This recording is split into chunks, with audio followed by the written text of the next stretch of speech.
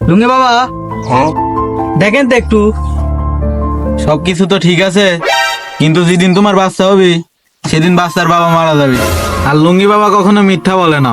ভাই তোর ভাবির না ডেলিভারি হবে। তো তুই ঠিক তোর তো হসপিটাল থাকার কথা।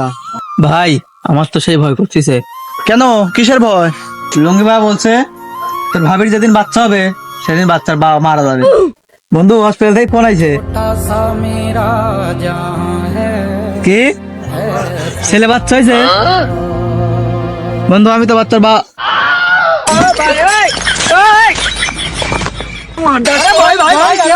এ ভাই কি হয়েছে কি হয়েছে? দেখি দেখি। এ ভাই তুই মরে গেছো? এ এম মরে নাই, এ এম মরে নাই রে। কি করে?